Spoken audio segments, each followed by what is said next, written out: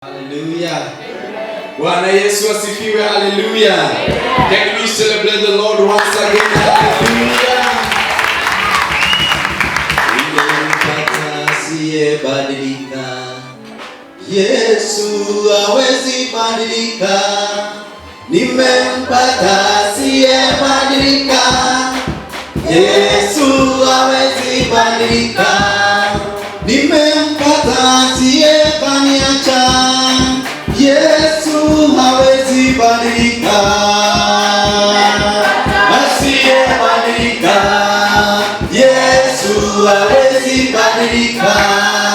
Yesu hawezi badilika, wapendwa. Tumehubiriwa asubuhi tukaambiwa, what a friend do we have in Jesus. Bwana Yesu asifiwe. Kwa hakika Yesu ni rafiki wa dhati. Wazee wanaweza kuacha, wamama wakuache, watoto wakuache, lakini Yesu hata tuacha kamwe. Amen. Nimeokoka adhuhuri ya leo, nampenda Yesu.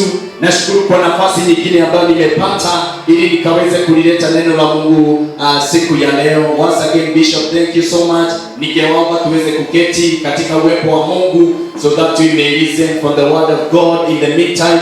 Na ninaamini ya kwamba tutabarikiwa tunapoenda kulisikia hili neno la Mungu, maana neno la Mungu ni mkate wa kila siku. Nina uhakika ya kwamba God has prepared us for this hour. God has prepared us for this opportunity so that we may listen, so that we may hear from Him, because He's surely a wonderful God. Hallelujah. Mungu alitunenea on Sunday ya kwamba blessed is the man who trusts in Him and in whose trust is the Lord and the Lord alone. Bwana Yesu asifiwe. Na siku ya leo Mungu ananena pamoja nasi katika ujumbe ulio katika kitabu cha Proverbs chapter number 23. Nashukuru Mungu maana siku ya leo imekuwa ni siku ya Proverbs. Tumefundishwa the book of Proverbs in the first service, and even on this second service God wants to speak to us in the book of Proverbs chapter number 23 verses 7a, and God will bless us as we read the word of God together. Na ninaamini ya kwamba Mungu anaenda kutubariki kwa sababu yeye ni mwaminifu. Bwana Yesu asifiwe. Hallelujah somebody. Amen.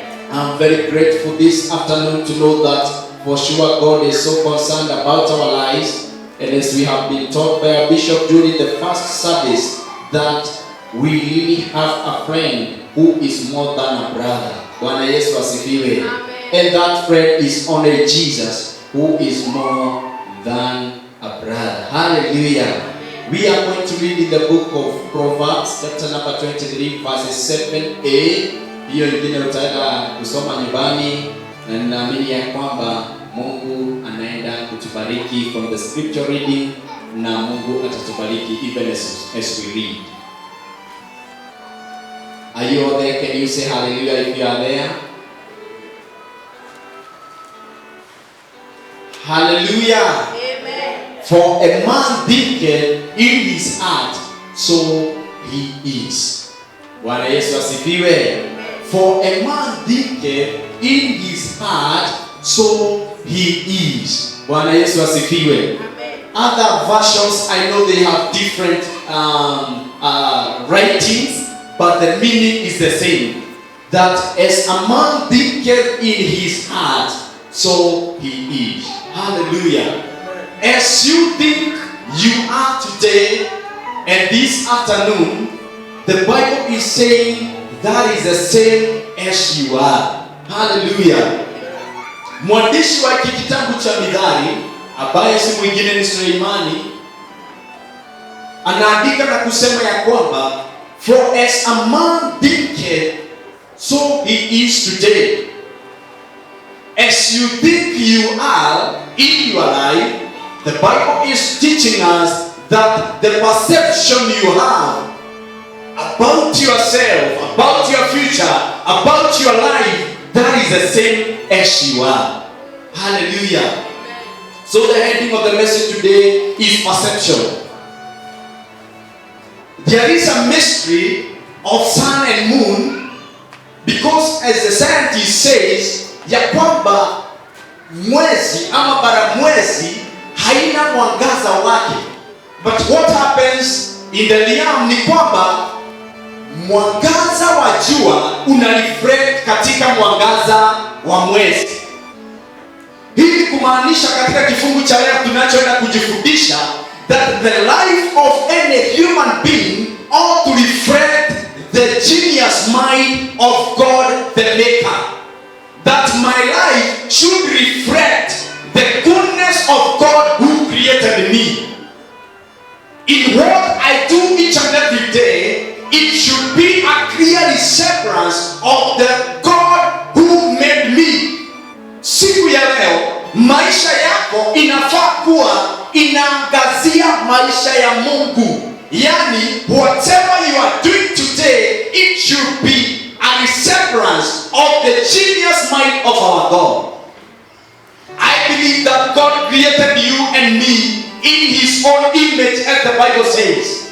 And whenever I see you as a brother and a sister, the Bible teaches us that in the book of Psalms, that we were all created in the image of God. And therefore this means, whenever I see you as a brother, whenever I see you as my sister, I should see the image of God. And therefore from the scripture reading of today, about perception, about the mindset, ni kwamba mawazo yangu inafaa ifanane na mawazo ya Mungu. I ought to reflect what God created. Amen. Bwana Yesu asifiwe. Maana mwimbaji aliimba na kusema ya kwamba sisi ni kazi ya mikono ya Mungu. Yeye ndiye mfinyanzi na sisi ni udongo, meaning that alituunda ili tuwe kile yeye anataka. So the way you are today, you are a finished work of the Creator. Na kwa hivyo tunaposoma katika hiki kifungu cha Mithali 23 na mstari huu wa 7, ni kwamba vile ninavyofikiria nilivyo, the way I take myself, the way I will perceive I am, that is the same thing I will be in my life. Hallelujah. Na kwa hivyo Mungu anatufundisha siku ya leo, we ought to behave like Him, we ought to resemble Him, we ought to stand for Him on His behalf. Ya kwamba ninaposimama na kunena, ninene kama ni Mungu mwenyewe ananena. Bwana Yesu asifiwe. Ninapotembea, ninapofanya mambo, I ought to resemble the mind of the Creator who created me. Hallelujah. Na kwa hivyo siku ya leo mafundisho tulionayo ni kwamba mawazo yetu inafaa iwe kama mawazo ya Kristo. We ought to have the mind of Christ in us. For whenever we are saying in the book of Proverbs, for whatever a man thinketh, so he is. Do you see yourself as a victor? You are a victor in the name of Jesus. If you take yourself as a failure, automatically you will fail because it is your perception. I cannot make it in life. Bwana Yesu asifiwe. So, our definition today, mind is the mental alignment to the ways of kingdom. That is mind. It is the mental alignment to the ways of kingdom. What does it mean? Watu walio na magari ama madereva, anajua gari ikipoteza alignment huwa inaenda njia ambayo hataki, na kwa hivyo lazima ang'ang'ane na steering, hakikishe his hands are always on the steering, kwa sababu akiondoa mkono kwa steering, gari itapotea kwa njia. Na kwa hivyo from our definition today, we see that our minds are the mental alignment to the spiritual, to the ways of the kingdom. What does that mean? Ya kwamba mawazo yako ndiyo itaweka sababa ile mawazo Mungu aliyonayo juu yako. No wonder the Bible says that for I, the Lord alone, knows the plans I have for you, declares the Lord. Plans of good and plans of not evil. That means the original plan of God to man is that our end time or our destiny to be greater than our beginning. Bwana Yesu asifiwe. But Proverbs is telling us our mind is the alignment to His ways. Kwa hivyo jinsi utakavyoishi katika maisha yako, wewe ndiye uko na uamuzi wa kuelekeza hizi njia za Mungu ni wapi utafika. Haleluya! Maana Mungu mwenyewe anaweza kuwa ana mawazo mema juu ya maisha yako. Anaweza kupangia kuwa na hatima ambayo imerebeka sana. Anaweza kuwa anakutazamia aone ukishinda. Anaweza tazamia kanisa kama hili kuona tukishinda. But if we fail to change our mindset, you just relax. Na aseme, I destined you for great. You didn't show me the way. Si Bwana atusaidia nguvu ya leo. Tuwe na mawazo ya Mungu ndani yetu, so that we may have the mind of Christ in us. Bwana Yesu asifiwe. Another definition, we have said that mind reflects the genius mind of our God and His glory. Kama mawazo yangu ndio ita reflect, when we are talking about reflection, tunajua ya kwamba ukiweka kioo mbele yako, it will reflect you. You will see your reflection on the mirror. Ya kwamba ukiweka kioo mbele yako siku ya leo, wakati ulipokuwa unatoka nyumbani, I am sure most of us ulitembea kwa kioo, ukajiangalia kama umefunga shati yako vizuri, ukajiangalia kama nywele yako umeipaka vizuri, because it is a reflection of who you are. The Bible is teaching us today, as a man wicked, so he is. So your reflection will determine who you are. Bwana Yesu asifiwe. Siku ya leo nikichukulia, if I perceive myself and think I will not make it in life, hata kama Mungu alikuwa na mpango mzuri maisha yangu ya baadaye kunawiri, I have put a limitation. Bwana Yesu asifiwe. Amen. Ni kumaanisha nimeweka siri ya mafanikio yangu. Si kwamba Mungu hakuwa ametarajia kunibariki, si kwamba Mungu hakuwa na mpango wa kunifanikisha, lakini mimi mwenyewe according to my mindset nimeweka siri. Bwana Yesu asifiwe. Si vizuri wapendwa kuomba Mungu tujue the definite end of our life, tujue ile mpango Mungu alionao wetu mpaka mwisho. Na ili tukijua ule mpango Mungu alionao juu ya maisha yetu, tutaweza kuomba na kuona sambamba na matazamio ya Mungu. Our perception will be aligned to the mind of God. Bwana Yesu asifiwe. Amen. Another definition, mind is the access point for the spirit to find expression in your life. Again, mind is the access point for spirit to find expression in your life. Whenever we talk of mind, according to the scripture, we define it as the access point. Hallelujah. It is the access point for the spirit to find an expression in your life. God has a very special plan for me and for you. But your mind is the access point. Ninaamini ya kwamba most of us here we have smartphones, wengine wako na laptops, wengine computers. Na wakati unapomaliza kufanya kazi na tarakilishi yako, when you put it off, ama simu yako ukiizima, hata hii ingine lazima itakuitisha the PIN number or the password for you to gain the access. Bwana Yesu asifiwe. So once there is a day our mom told us here that whatever happens here in the physical, it is also happens in the spiritual.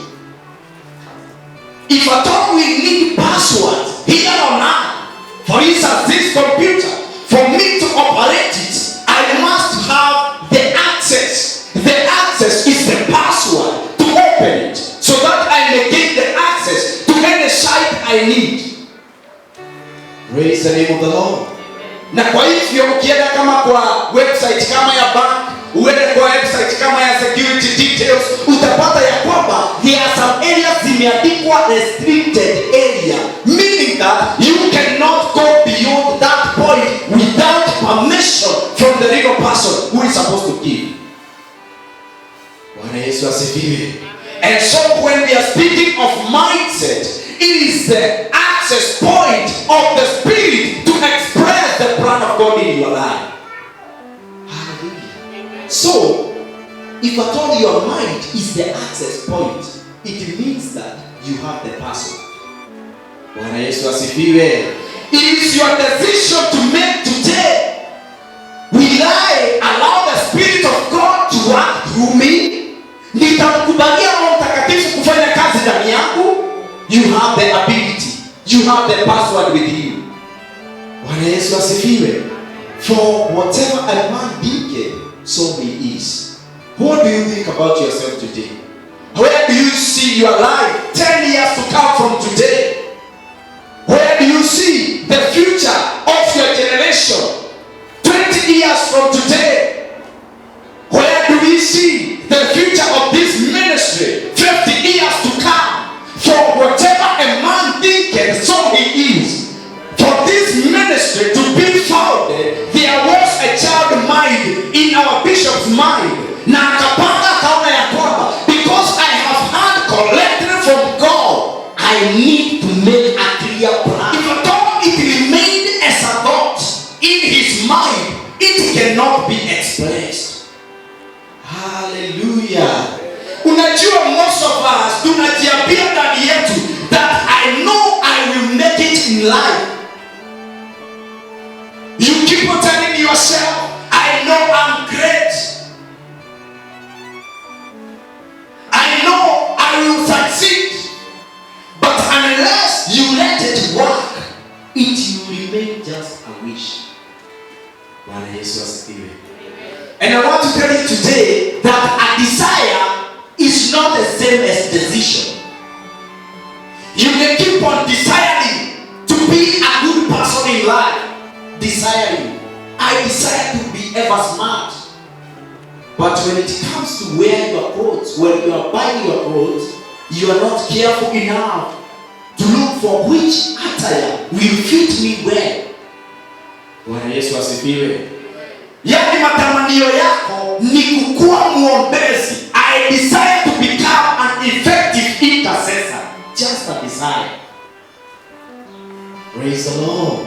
I desire to become a great evangelist. I desire to become a great man of God. I desire to become a healer of faith. I desire it will remain a desire until you take a step of deciding. Bwana Yesu asifiwe. And if at all you take the point of deciding and you decide this is what I want in my life and start working out for it, it will automatically come to pass. Bwana Yesu asifiwe. And so in today's teaching, the scripture reading about tumesoma imetuongoza that whatever a man thinks, so he is. This afternoon I want to remind you, you have the steering of your life. Bwana Yesu asifiwe. Unajua gari ikiwa na mafuta, ikiwa na steering, bila dereva kuingia ndani, ayopaleti na ielekeze, haiwezi kujiendesha. Bwana Yesu atusaidie. Vile vile maisha yako, lazima mwenyewe take charge of your life so that you may give it a clear direction. This is what I want to do. This is what I want to become in my life. Bwana Yesu asifiwe. Kwa sababu gani? Wewe ukikaa na mambo ndani yako and you are not giving direction, hiyo mambo itabakia tu kuwa ndani yako imelala na haifanyi kazi. And that's why wale watu wasomi husema ya kwamba kama kuna mahali kuna utajiri ni katika makaburi. That there is a lot of riches in the tomb. In the gravesite, there is a lot of wisdom. There is a lot of lying giants in the gravesite. Kwa nini? There was ability which was not yet utilized. Bwana Yesu asifiwe. And I believe This is what encouraged Miles Monroe before he died. Alisema ya kwamba, I wish I will die empty. What does that mean? I wish I will die after exploiting all the riches I had in me. After exploiting all the anointing God has bestowed on me. I wish I will leave this world having exhausted every deposit in my life. Bwana Yesu asifiwe. Ina haja gani Mungu anipake kisha nikae na upako ndani yangu ufanye kazi? Si nitaenda tu kaburini nao? Kuna haja gani Mungu akubariki na hekima wewe mwenyewe katika mawazo yako? You know I'm good in this and you are not utilizing it at the end. Kwa sababu siku moja ama siku kila mmoja atatoka dunia hii. Huo ni utajiri utawekwa kaburini. Si Mungu atusaidie wapendwa. We may have the mind of Christ. Bwana Yesu asifiwe. Si Mungu atusaidie tuwe na mawazo ya Mungu. Tufanyishe kazi ile hazina Mungu ameweka ndani yetu. If I feel and I discern I have a gift of interceding, let me intercede for my country. Let me intercede for the poor. Let me stand in the gap because of the church. Maana Mungu amenipa hiyo karama ya uombezi. Ikiwa Mungu ameweka karama yangu ya kuhimizana na kutiana moyo, let me continue encouraging brethren.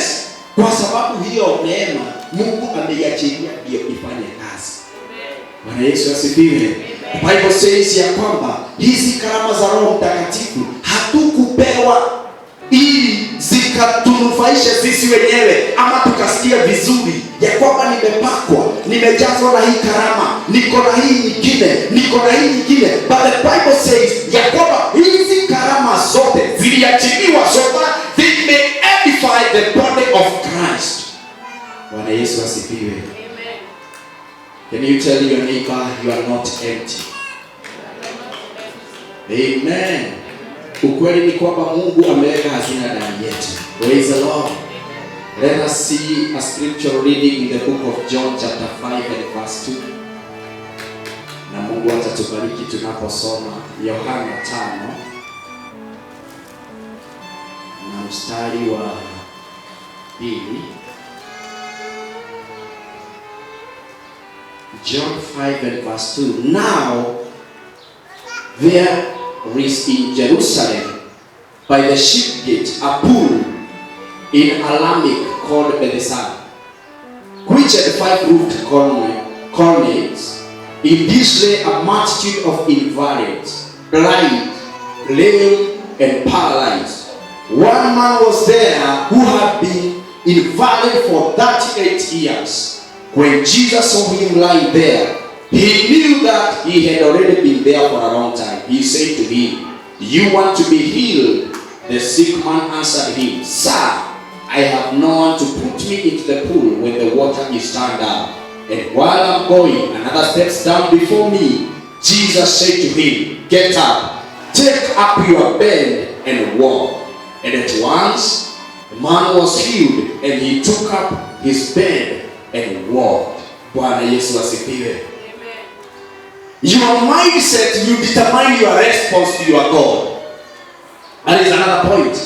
The Bible is reminding us of this sick man who had been lying beside this pool of Bethesda for 38 years. Na Biblia inasema huyu mtu alikuwa amekaa hapa mno. Hakuwa na mtu wa kumweka kwenye birika maji yalipotibuliwa na malaika. And Jesus knew that this man had been waiting here for long. Na Yesu alipomtembelea akamuuliza, "Wewe mzee, wataka kupona? Do you want to get well? Do you want to be healed?"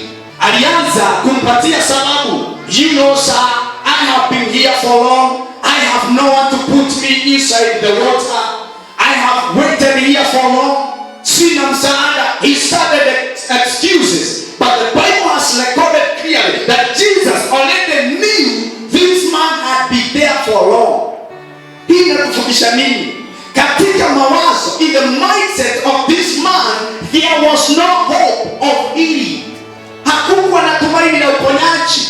Na unajiuliza swali rahisi, kama hakuna tumaini ndani yako, ni basi kando ya kisima.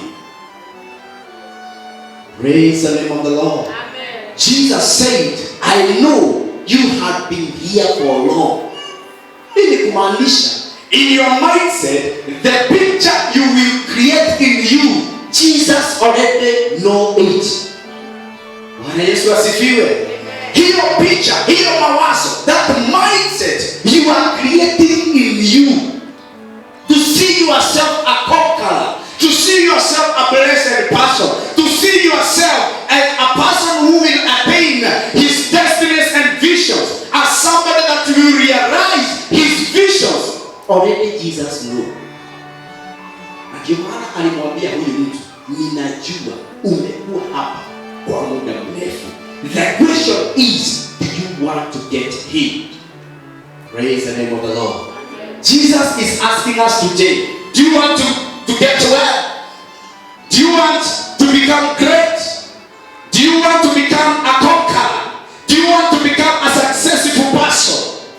But according to the scripture, it is as if we are giving out excuses. Unaanza kumwambia Mungu, ndio ninataka nikuwe mwimbaji mkubwa wa kimataifa, lakini katika jamii yetu hakujapatikana hata mmoja. That is an excuse. Praise the name of the Lord. Mimi ningetaka nifanikiwe katika maisha haya. But when God is telling you, you will make it, you will start putting excuses. But in our family, hakuna mtu ashaiendesha gari. That is an excuse. Praise the name of the Lord. And the Bible is telling us, for whatsoever a man thinketh, so he is. We need to change our mindset, brethren. We need to change ourselves. The way we see things, we need to change our perception. Ingawaje katika jamii yetu ndio hakuna mtu alikuwa anaendesha gari in our genealogy, mimi ninatangaza nitaendesha kwa jina la Yesu. You start working out for it now. Bwana Yesu asifiwe. Hata kama kwenu hakuna mtu alijenga a permanent house, start claiming and declaring, I will buy my own plot, I will build my own mansion, and I will live in it. Bwana Yesu asifiwe.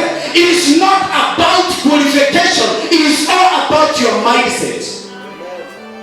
Hallelujah. You know our problem is not devil. Most of the time it's not the devil. It's all about our mindset. Praise the Lord. We always pass brains here and there.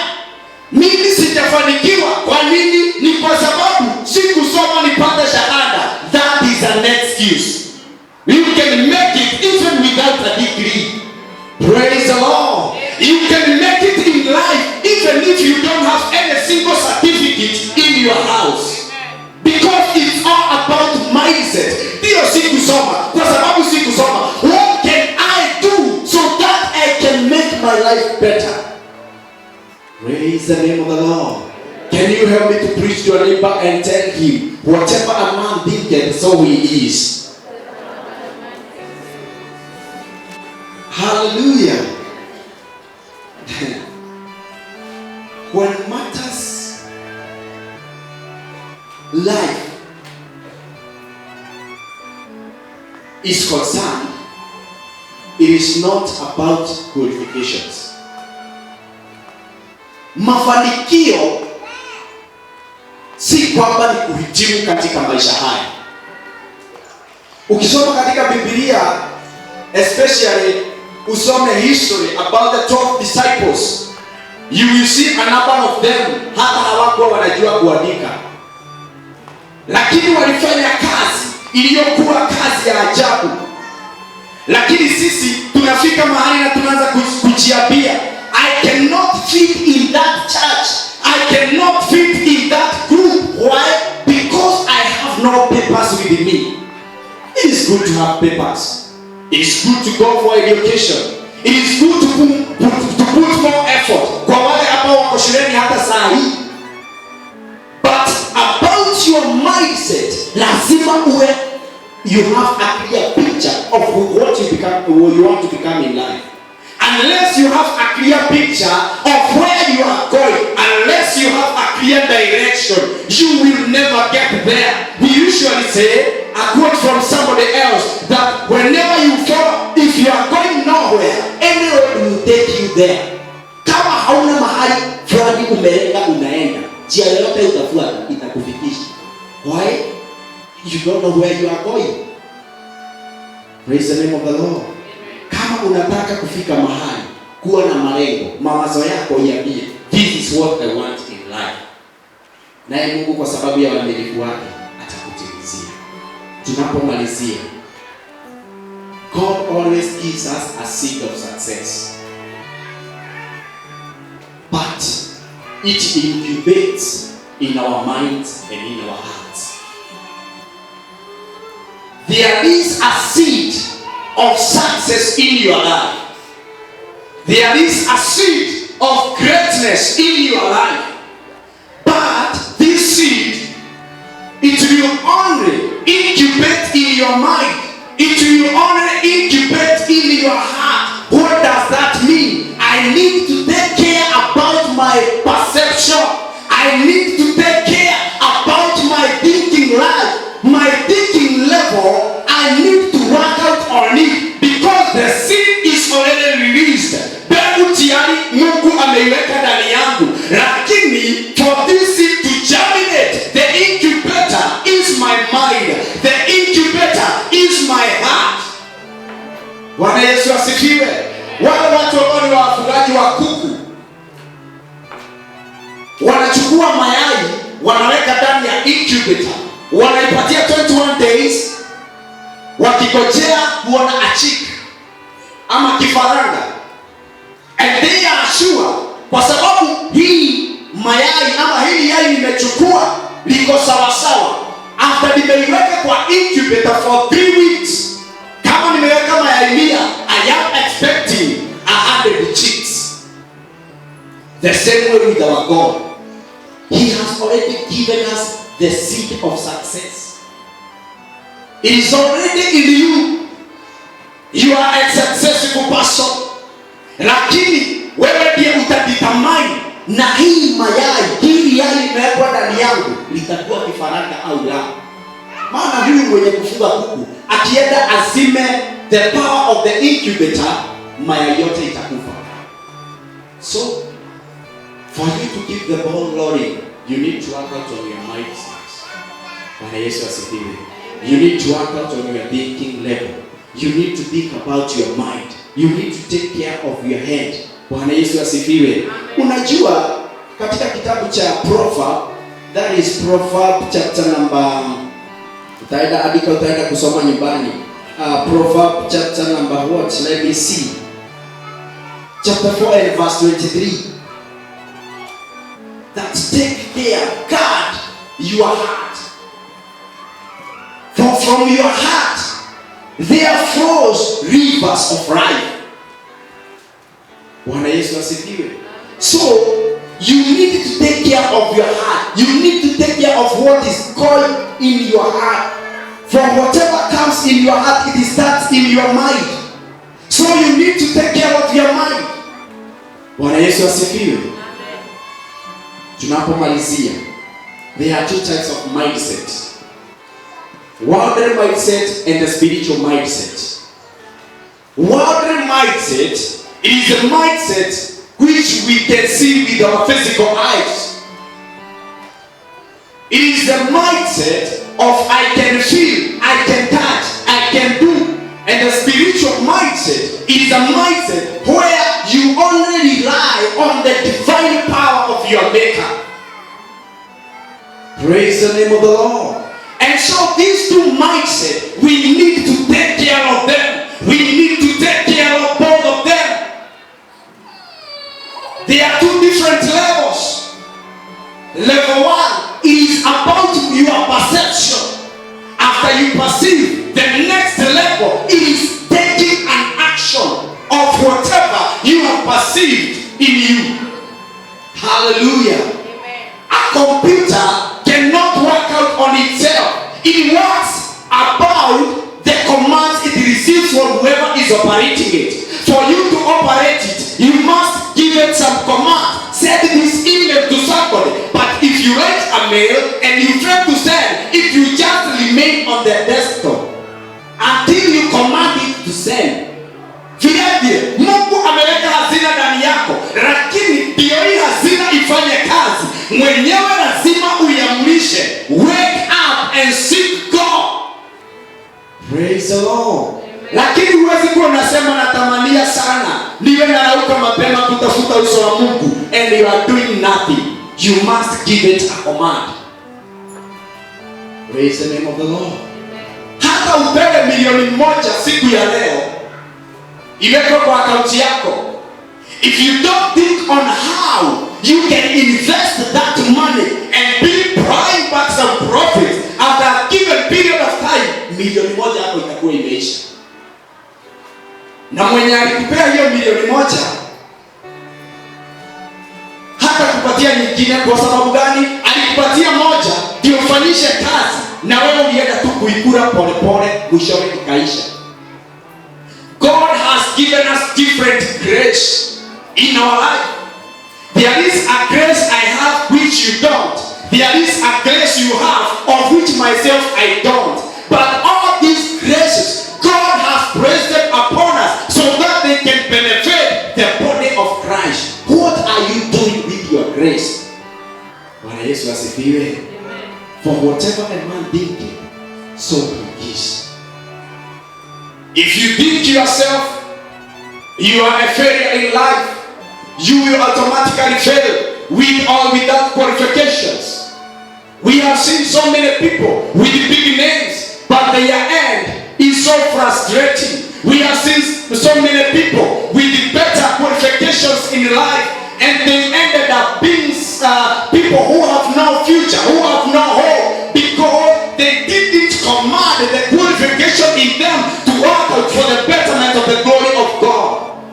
Bwana Yesu asifiwe. Hiyo hazina Mungu ameweka ndani yako, lazima uipepete, uifanyishe kazi ili ilete utukufu kwa Mungu. Praise the name of the Lord. Amen.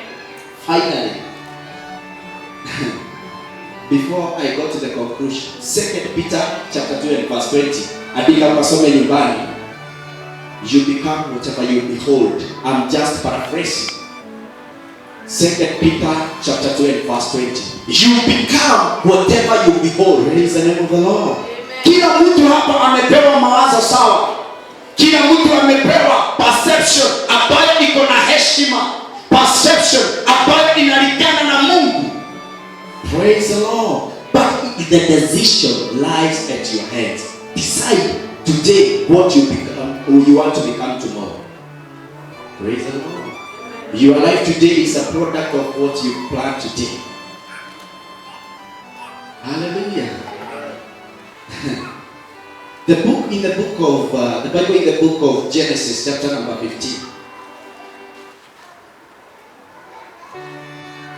You see, chapter number 13 and verses 15.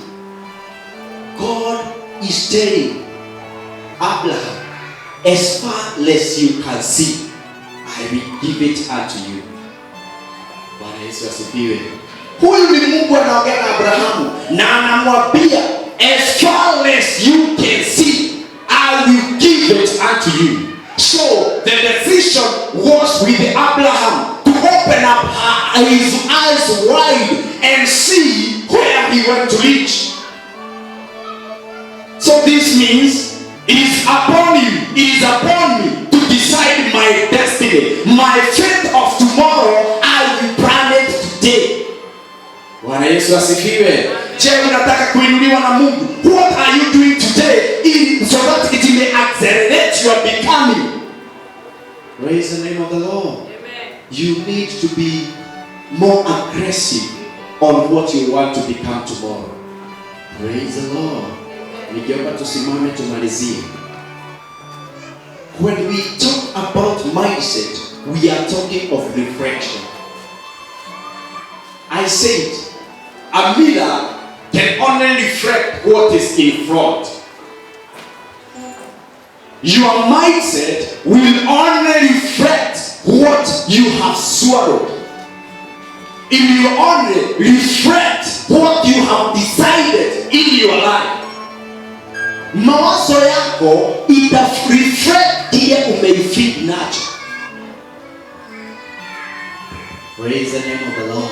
Amen. So this teaches us that if you see yourself a failure, it will automatically come in your life. You will fail.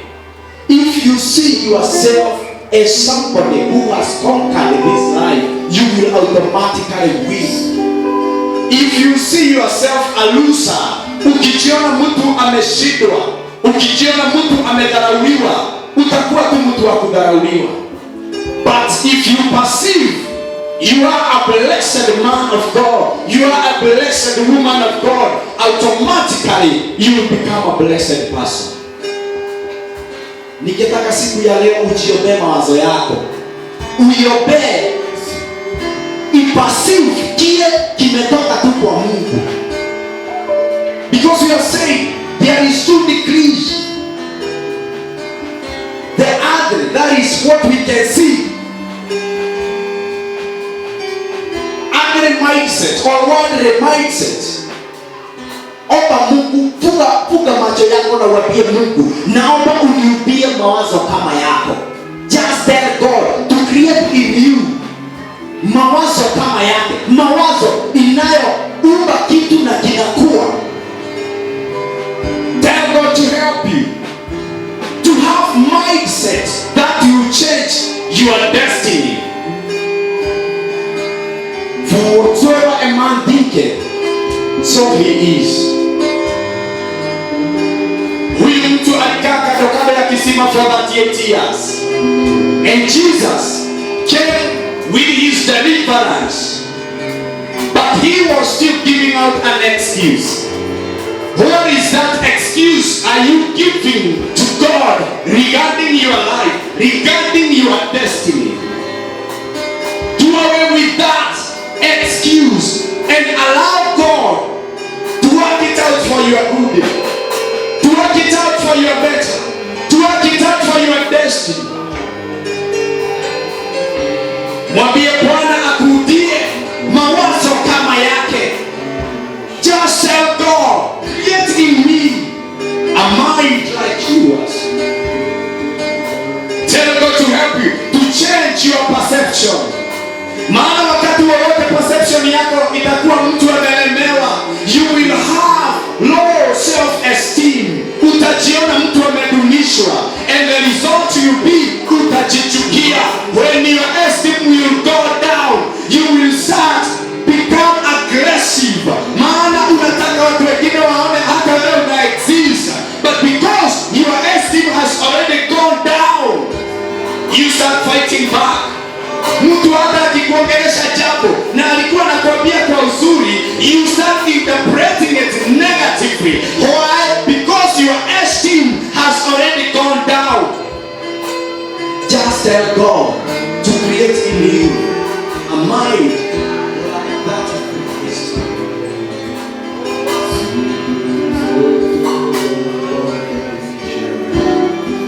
Yes, Lord, we give you glory. Oh, glorious God, may you help me to work out to my mind. Nisaidie Bwana niwe na mawazo kama yako. Naombea hawa wapendwa wote siku ya leo, ya kwamba Bwana utawapa mawazo inayolingana na mawazo yako. I declare visions will be born as from today, because we are going to change our mindset. In the name of Jesus. Oh, hallelujah. I declare doors are going to open from today, because we are going to change our perception. The way we see things, we are going to change it from today. For we have realized, for whatsoever we think we are, so we shall become. Oh God, you are saying, for the plans you have for us are plans of good and not of evil. May you help us to realize, in the name of Jesus, our destiny, to realize our plans, the plans you have concerning our life, in the mighty, powerful name of Jesus. I pray this afternoon, each and every desire will change and become a decision in the name of Jesus. I declare and decree, doors are going to open, opportunities will happen in the mighty name of Jesus, because we have changed our perception in the name of Jesus. We thank you for your love. In the name of Jesus. May you help us to see far. In the name of Jesus. For as far we are going to see, so we are going to be getting this life. We give you all the glory. We give you all the honor. In Jesus' name we pray.